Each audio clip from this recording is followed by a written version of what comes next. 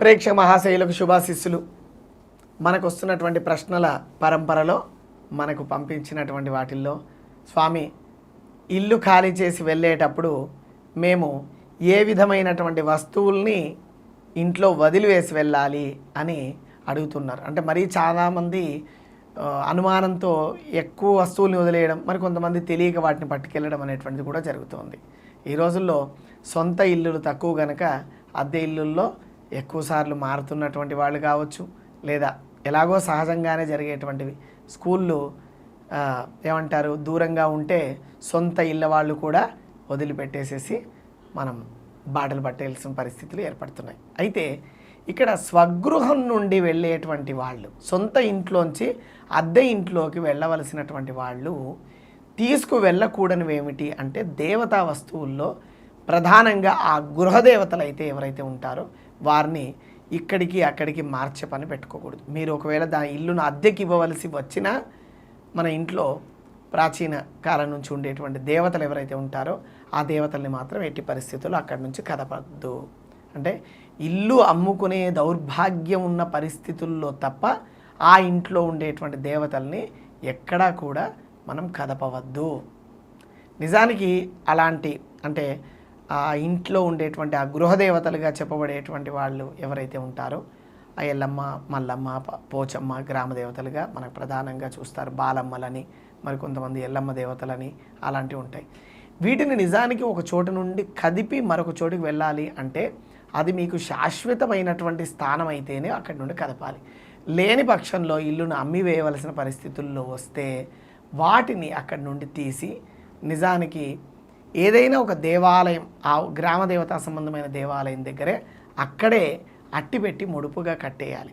అంతేగాని ఈ యొక్క 4 సార్లు ఇల్లు మారేటువంటి స్థలాల్లో ఈ రోజుల్లో చాలామంది ఈ యొక్క సొంత ఇంట్లోంచి వెళ్ళి ఆ రెంటెడ్ హౌస్లోకి అంటే అద్దె ఇళ్లలోకి వెళ్ళేటప్పుడు కూడా గృహదేవతల్ని తీసుకుని వెళ్తున్నాను. ఇది నిజానికి శాస్త్రీయమైనటువంటి విచారణ కాదు.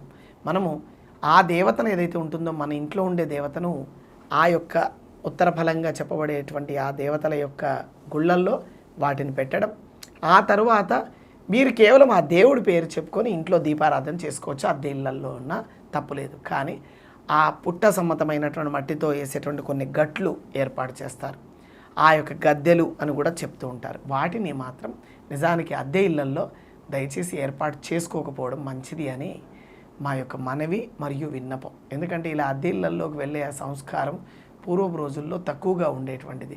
అలా వెళ్ళవలసి వచ్చినప్పుడు వారు ఆ గ్రామ దేవతల్ని, ఆ ఇంటి దేవతల్ని ఆ గ్రామ దేవతల దగ్గర భద్రపరుచుకొని వెళ్ళేవాళ్ళు.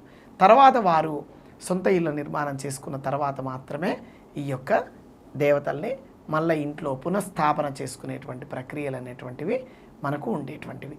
అయితే ఇక్కడ చూసుకున్నట్లయితే మనం ప్రస్తుత అంశంగా చెప్పబడేటువంటి కొన్ని వస్తువులు అంటే ఇంట్లో ప్రాణం ఉండి లేనటువంటివి ఏవైతే ఉంటాయో వాటి అంటే అండాలు అంటే గుడ్లు ఏవైతే ఉంటాయో వాటిని ఎట్టి పరిస్థితుల్లో ఆ ఇంట్లోంచి మీ కొత్త ఇంట్లోకి వెళ్ళేటువంటి వాటికి తీసుకెళ్ళకూడదు.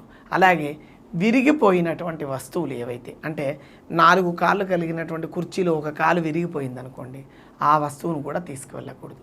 అలాగే పుచ్చిపోయినటువంటివి ఏవైతే ఉంటాయో అంటే ఒక వస్తువు మనకు పుచ్చుబడిపోయింది, ఆ పుచ్చిపోయినటువంటి వస్తువులు ఏవైతే ఉంటాయో వాటిని కూడా క్యారీ చేయకూడదు అనేటువంటిది ప్రధాన అంశాలుగా చెప్పారు. మరి కొంతమంది అయితే ఉల్లిపాయలు తీసుకెళ్ళిపోకపోవడము, మరి కుండలు తీసుకెళ్ళిపోకపోవడం అనేటువంటిది ఈ రోజుల్లో చాలా చోట్ల వింటూ ఉన్నాం. నిజానికి ఆ రోజుల్లో వంటలన్నీ కూడా కుండల్లోనే తయారు చేసేటువంటి వాళ్ళు కనుక ఆ యొక్క వాటిల్లో అన్ని కుండలు వదిలేసి వెళ్తే అవకాశం ఉండేది కాదు. అయినా కొత్త ఇంట్లోకి వెళ్ళినప్పుడు కొత్త కుండలోనే వంట చేయాలి అనేటువంటి నియమాన్ని అనుసరించి పాత కుండలని లేదా పగిలిపోయినటువంటి కుండలు లేదా విరిగిపోయినటువంటి వస్తువులు, పగిలినటువంటి గిన్నెలు కానీ వాటిని మరో దగ్గరికి తీసుకువెళ్ళకూడదు. అదే తీసుకువెళ్ళకూడదు అంటే ఉన్నాయన్నీ ఆ పాత ఇంట్లో వదిలేయమని కాదు. వీటిని పారవేసేయండి, బయట చెత్తకుండీలో పారవేసేయండి. మీరు వెళ్ళేటప్పుడు ఇల్లులో పూర్తిగా చీపురు పెట్టి ఊడ్చడం తప్ప మిగిలిన అన్ని వస్తువుల్ని తీసివేయాలి ఇంట్లో. అంటే కొంతమంది మీరు చెప్పినటువంటి మాటలు విని మా ఇంట్లో రెంట్కు నుండి వెళ్ళిపోయేటువంటి వాళ్ళు అసలు ఎక్కడ చెత్త అక్కడ బారేసి వెళ్ళిపోతున్నారండి అంటే ఇక వాటికి చెప్పే సమాధానం ఏం లేదు. ఇంట్లో గుర్తుపెట్టుకోండి, ఇల్లును శుద్ధిగా ఉంచడం అనేటువంటిదే మనకు ఇంటికి లక్ష్మీ స్వరూపమై ఉంటుంది.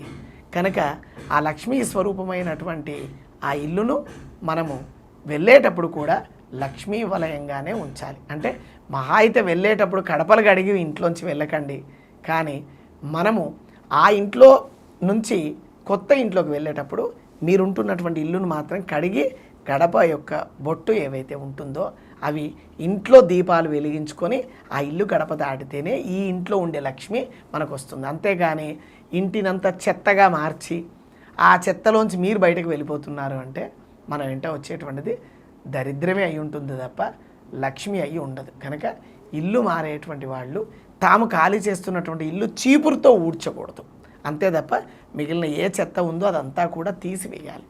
అలాగే మనం ఇంట్లోంచి వెళ్ళిపోయేటప్పుడు ఆ ఇంటి దేవతల్ని తీసుకెళ్ళేటప్పుడు మనం ఖచ్చితంగా వస్తువులన్నిటికంటే కూడా ముందు దేవతల్ని తీసుకుని వెళ్ళాలి. కనుక ఇక్కడ దీపారాధన చేసుకొని కడప గడిగి ఆ ఇల్లును మనం కడప దాటిన తర్వాత మళ్ళీ ఒక రోజులోనో 2 రోజుల్లోనో ఇల్లు ఖాళీ చేయవలసి వస్తే పునః మళ్ళీ ఈ కడపను కడగడం కానీ పునః దీపారాధన ఆ ఇంట్లో చేయడం కానీ చేయకూడదు.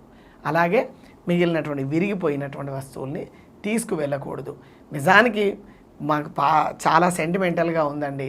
అలాంటి సందర్భంలో మేము కొన్ని వస్తువులు పాతవైనా కొంచెం బాగు చేయించుకోవడం తీసుకెళ్ళొచ్చా అంటే తప్పకుండా తీసుకెళ్ళవచ్చు.